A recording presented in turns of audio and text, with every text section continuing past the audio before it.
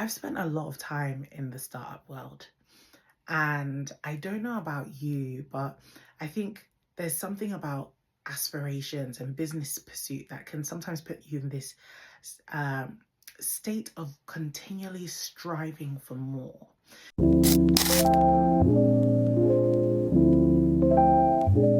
Hi guys, how's it going? If you have 10 minutes, I want you to plug in and let's go.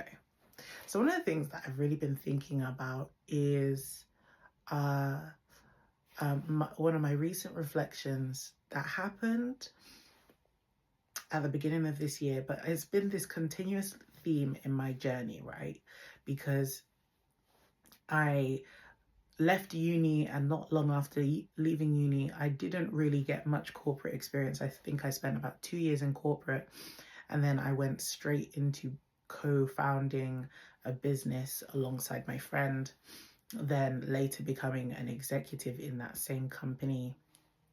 So I've spent a lot of time in the startup world, and I don't know about you, but I think there's something about aspirations and business pursuit that can sometimes put you in this um, state of continually striving for more, continually seeking for the best, continually desiring to have the most excellent, to be the top, to have all the vanity metrics show that you are the best, and for everyone to perceive you in that way as well. But there was a trend, and sometimes I had conversations with my then co-founder, and also my boss, um, and also my friend, and also many things in my life. She wears many hats, and I'd have conversations with my therapist and my coach, and there was just this consistent conversation about process and journey. And initially, I hated process and journey related conversations and the word itself. It just itched me. And the reason why it gave me an itch and an ick is because I felt like when I desired to reach a certain destination, when I desired to arrive, I felt like I was being told, no, you don't need to arrive, you need more process.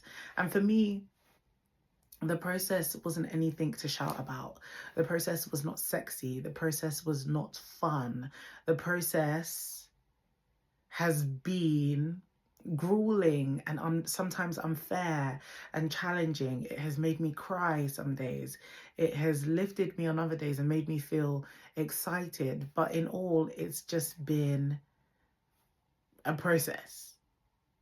So I think that I have always kind of struggled with this idea of not really arriving, um, but just being on this process. And then I heard Myron Golden address this because someone asked him a question and they said, oh, I feel like mindset is my biggest challenge right now. Like, what would be your suggestion on how you can kind of like move past that, jump over that hurdle? And he said, I wish I had. I feel like I'm still becoming that person. And everybody in the room was like,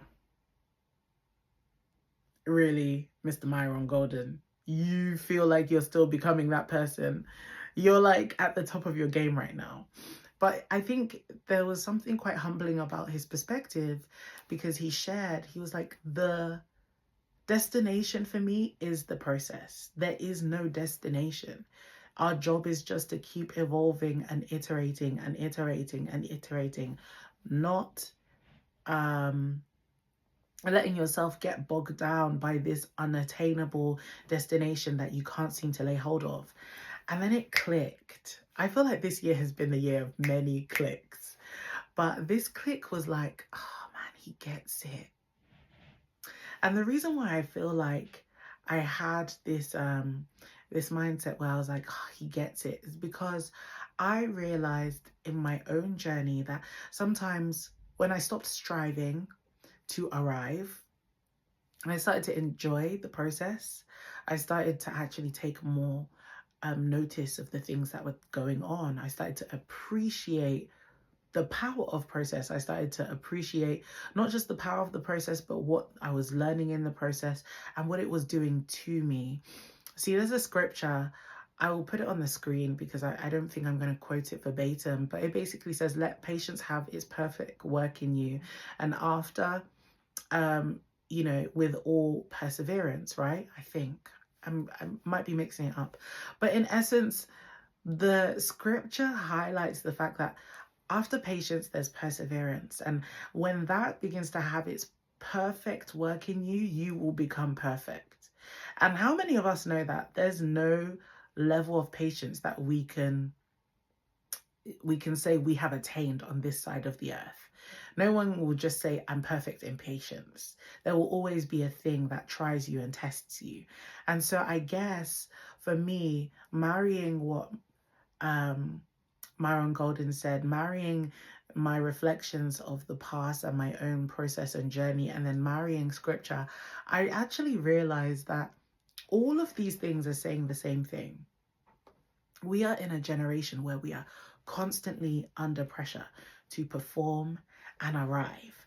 And if you haven't arrived, appear like you've arrived so you can sell. Many of us aren't actually shouting about the process and the joy in the process.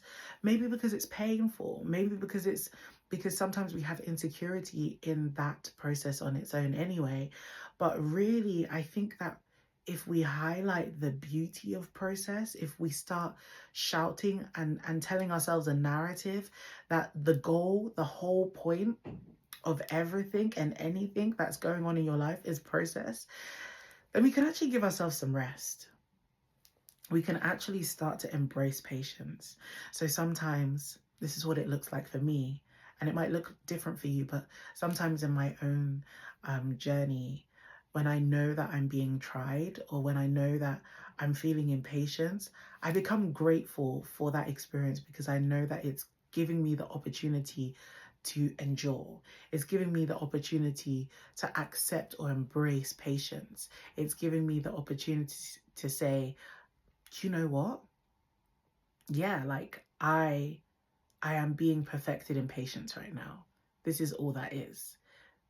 If I could say it in a different way, I would say the reality is your brain loves incremental progression.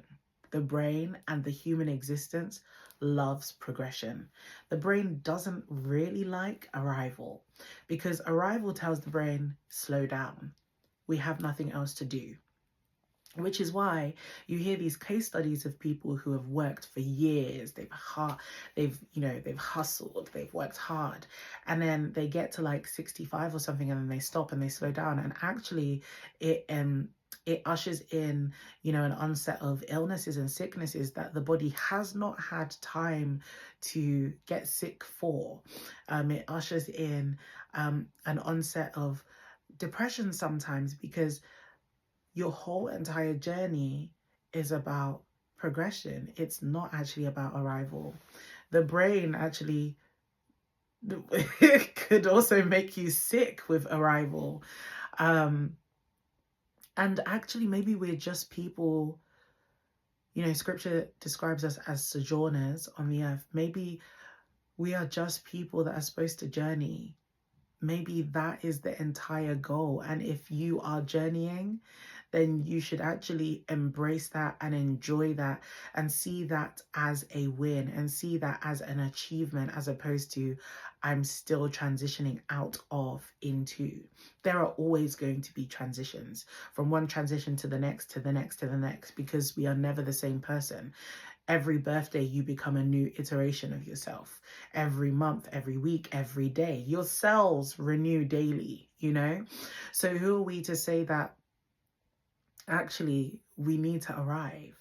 And yes, I'm not saying that we shouldn't have ambitions or goals, but actually what I'm saying is you will get to a place where you are at rest and can even work harder to achieve those goals when you realize that that goal is not the end in and of itself. That goal is literally the door to another journey. And I want to address this real quick. because I've hit the 10-minute mark. But one of the things I realize is that right now in the market, especially in like business spaces, there's a lot of talk about 6 figures, 7 figures, 8 figures. And it sounds really sexy, right? Everyone wants to learn how to make 7 figures or 8 figures. But people are not often prepared for what it takes to sustain 6 figures, to run a 6-figure company. Everyone's goal is, the destination is just make 6 figures. But if you take what I've said and you actually apply it even to your business journey and your process, you'll see that that 6-figure hallmark, that destination you're looking for also comes with responsibilities, with higher demand, with a team that needs to support and sustain the systems for those 6 figures. It's not just about the destination of 6 figures, which is why I say every win, every goal is actually a doorway to a new journey. I hope this helped in some way. I just like blabbing a bit. It's not really blabbing, but I will say, I hope this helped.